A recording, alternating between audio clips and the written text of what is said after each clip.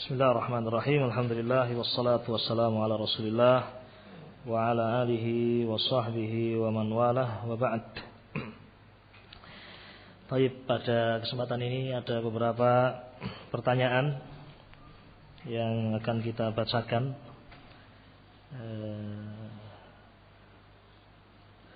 Di antara pertanyaan yang diajukan, yang pertama, apakah ada doa agar dapat dijauhkan dari pelaku-pelaku bid'ah yang selalu ingin menyebarkan syubhat? Allahu ta'ala alam bisawab. Ya, saya tidak tahu ada doa khusus. Namun banyak doa Nabi alaihi salatu wassalam yang meminta kepada Allah azza wa jalla agar kita diberi kemudahan untuk mencintai ahlul khair, mencintai orang-orang yang baik, mencintai orang-orang yang mendekatkan atau orang-orang yang saleh. Sebagaimana kita juga berlindung kepada Allah dari kejelekan semuanya, sehingga masuk di dalamnya adalah ahlul bidah dan kebid'ahan. Seperti doa Nabi alaihi salatu wasallam, Allahumma inni as'aluka minal khairi kullihi ajilihi wa ajilihi ma 'alimtu minhu wa ma la a'lam wa a'udzu bika minasy syarri kullihi ajilihi wa ajilihi ma 'alimtu wa ma la a'lam. Allahumma inni as'aluka minal khairi kullihi, ya Allah aku mohon kepadamu semua kebaikan, ajilihi wa ajilihi, yang segera atau yang akan datang, di dunia atau di akhirat. Ma'alimtu minhu wa ma la a'lam, yang aku tahu dan yang aku tidak tahu. Subhanallah, doa yang diajarkan oleh Nabi alaihi salatu wasallam.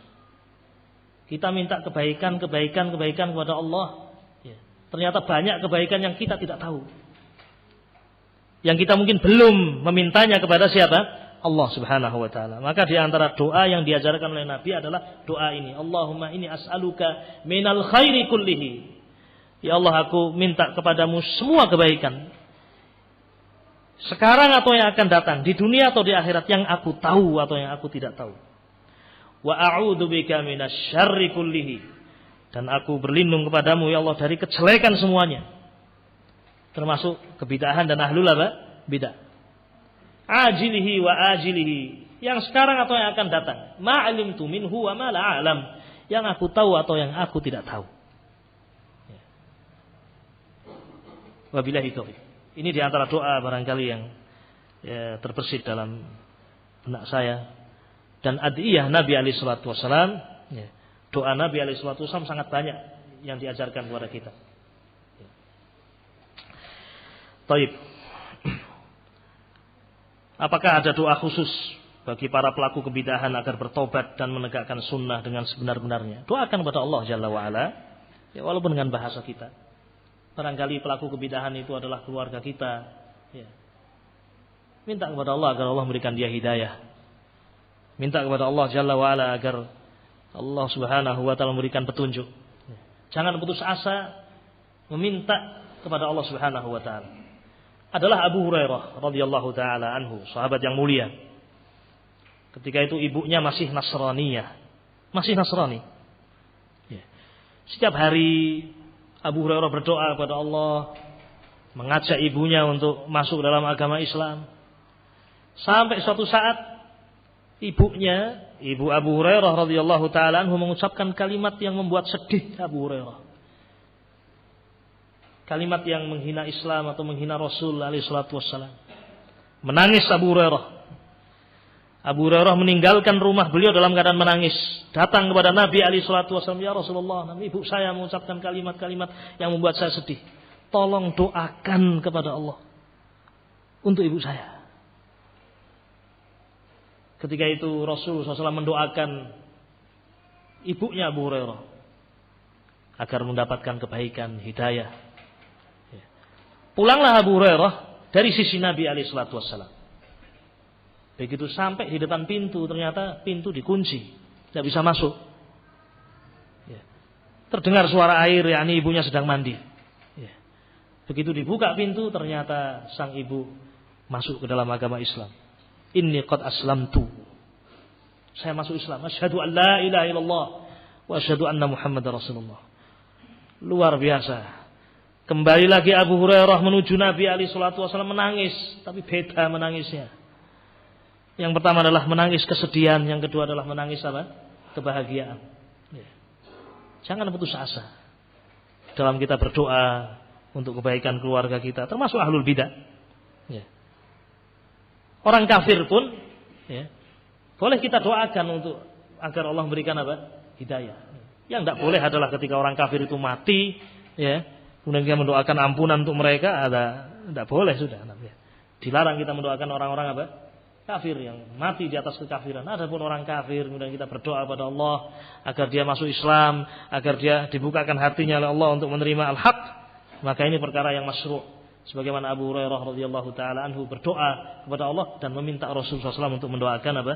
Ibunya. Wallahu taala alam.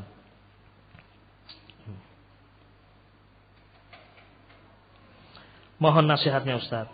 Bagaimana harus membagi birrul walidain? Orang tua sudah sepuh dan rumah jauh dari pondok, sedang anak butuh pendidikan dan orang tua tidak bisa meninggalkan tanah kelahirannya. Nah, bagaimana ini? Ya. Di satu sisi tidak ingin meninggalkan orang tuanya karena orang tuanya sudah sepuh, ya kan. Di sisi yang lain, ya, anaknya butuh pendidikan. Ya. Yang pertama, ma'asyiral ikhwan, saya nasihatkan kepada as-sa'il, banyak berdoa kepada Allah agar Allah memberikan kemudahan. Doa kepada Allah. Ya. Karena hanya Allah saja yang bisa memberikan jalan keluar. Ya. Dan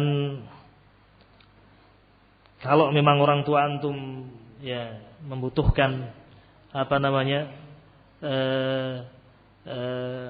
antum sebagai anak, tinggallah bersama orang tua.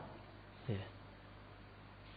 Berkhidmah kepada mereka, apalagi sudah sepuh. Saya tidak ngerti bagaimana bayangannya. Mungkin orang ini sudah sakit, sudah harus dipapah, dituntun kemana? Ya, kamar mandi barangkali. Ya. Fafihi ma fajahid. Ya. Kepada kedua orang tuamu hendaknya engkau berjihad. Amalan yang besar. Ketika seorang anak mendapatkan orang tuanya dalam keadaan sepuh, dalam keadaan tua, apalagi sudah renta dalam keadaan seperti ini. Ya. Taib. Sambil berusaha untuk juga anak-anaknya memperoleh pendidikan yang baik. Ya. Entah dengan menciptakan lingkungan keluarga yang baik. Ya. Taib, semampunya kita mendidik anak-anak kita. Ya. Maka orang tua juga harus semangat menuntut ilmu. Bagaimana akan mendidik anaknya ketika dia tidak menuntut ilmu. Atau jika memang dia harus mendekat kepada ma'had untuk dia bisa mendapatkan lingkungan yang baik. Dan ini juga baik bagi orang tua. Ajak orang tua dengan baik, terus dengan cara yang lembut, jangan menyakiti mereka. Ya. Banyak minta tolong pada Allah Jalla wa Ala. Semoga Allah memberikan kemudahan kepada antum. Wallahu a'lam.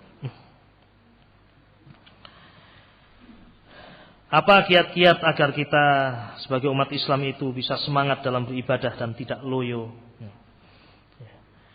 Ya, subhanallah. Kita ini hamba Allah Subhanahu wa taala yang merasakan iman itu naik dan turun. Maka agar kita tetap memiliki semangat untuk bisa beribadah, yang pertama tentunya tidak lupa untuk banyak berdoa pada Allah Jalla wa Ala. Fad-du'a miftah kulli khair. Doa adalah pintu segala kebaikan. Minta kepada Allah agar hati kita ini dijaga oleh Allah, tetap kokoh di atas ketaatan kepada Allah. Sebagaimana doa Nabi alaihi salatu wasallam, ya muqallibal qulub, tsabbit qalbi ala dinik, tsabbit qalbi ala ta'atik. Ya Allah, kokohkanlah hati saya, tetapkanlah hati saya di atas kebaikan, di atas ketaatan. Juga minta kepada Allah perlindungan dari kasal, loyo.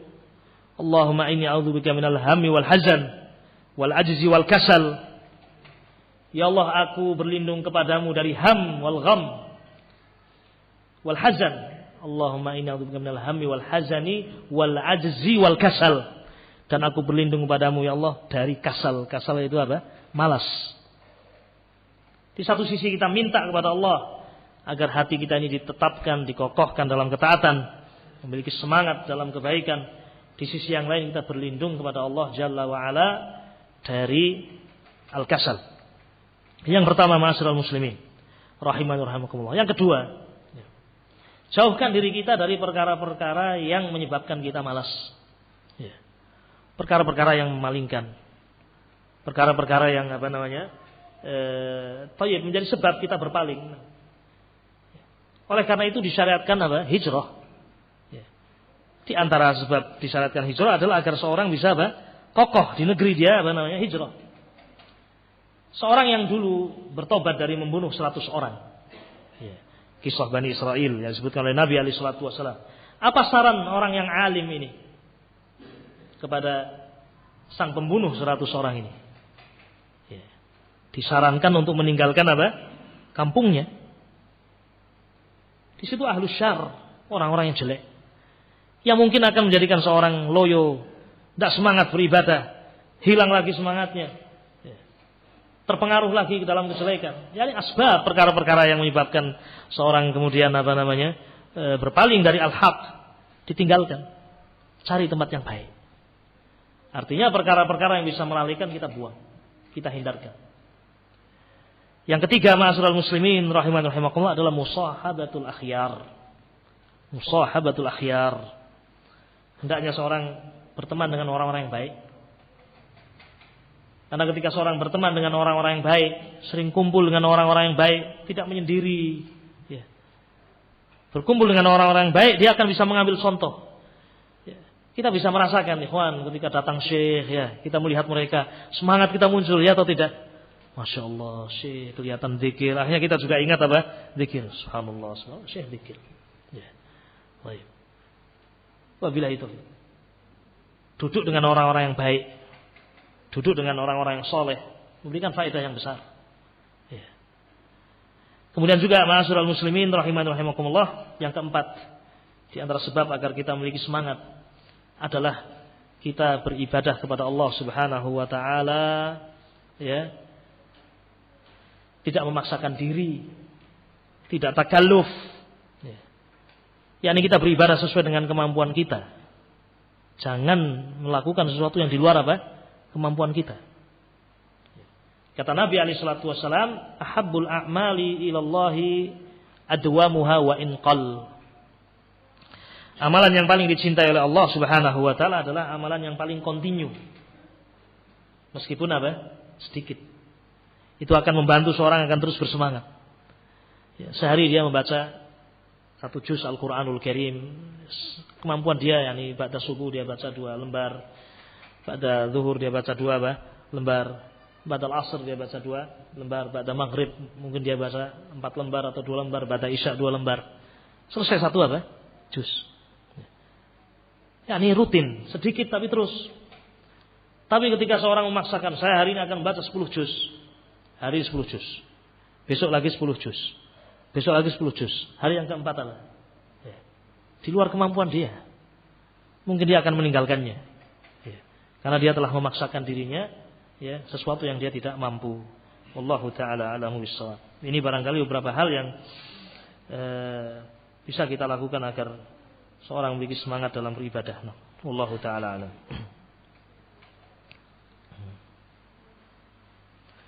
Mohon dijelaskan kembali tentang makna salafi agar orang tidak salah memahaminya bila mereka mendengar atau membaca kata tersebut.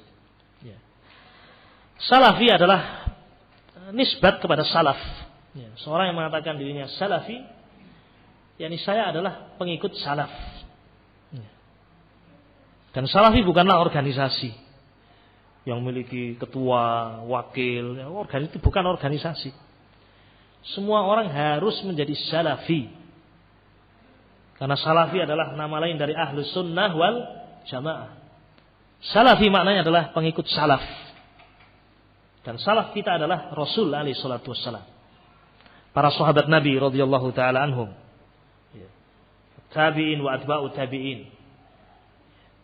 Dan ini seperti kalimat yang lain. Ketika saya mengatakan ahlus sunnah, ini pengakuan saya. Dan ketika saya mengatakan saya salafi, saya mengakui bahwa saya adalah mengikuti Rasul, tabi'in atau atba'u tabi'in. Dan setiap pengakuan itu harus dibuktikan dengan apa? Bukti. Ya.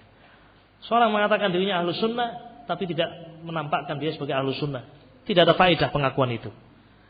Sebagaimana seorang mengucapkan saya salafi, namun kemudian ternyata dia menyelisihi jalan-jalan salaf, maka juga tidak ada faedahnya. Ya. Wabillahi taufik. Sehingga di antara upaya yang kita lakukan adalah membaca kitab para ulama yang menjelaskan tentang jalan salaf. Ya. Seperti yang telah kita sebutkan. Ya. Jadi salafi adalah nisbah kepada salaf.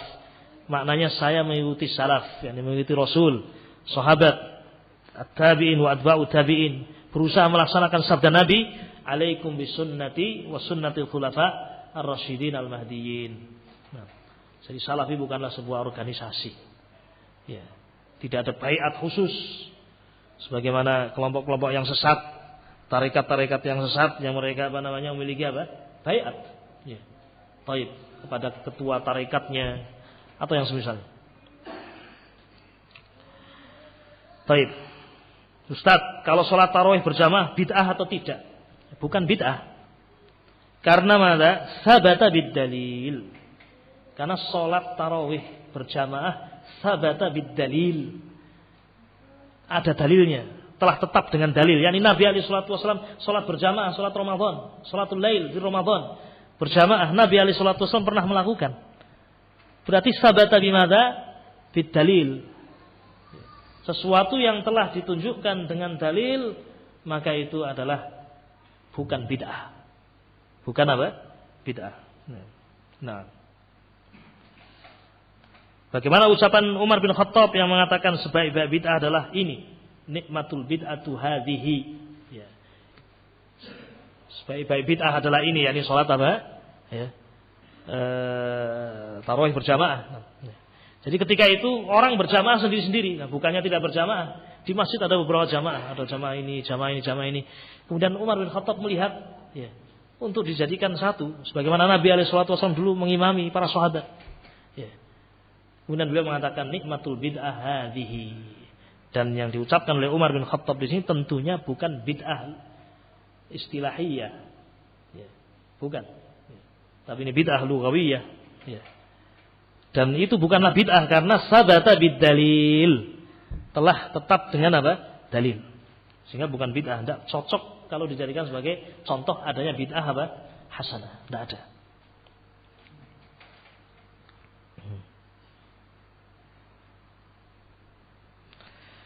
Mohon nasihat Ustadz untuk para orang tua yang masih bermudah-mudah membiarkan anak-anak mereka yang berusia mumayyiz bergaul dengan lawan jenis. Naam. Didik anak-anak kita dengan akhlak yang baik. Ya. Jangankan dengan orang lain, ya. Dengan saudara kandung saja diperintahkan untuk dipisahkan apa? Tempat tidur. Wa farriqu bainahum fil madaji'. Ya. Artinya didik mereka untuk memiliki haya, rasa malu. Didik mereka untuk bergaul dengan taib, dengan cara yang baik namanya.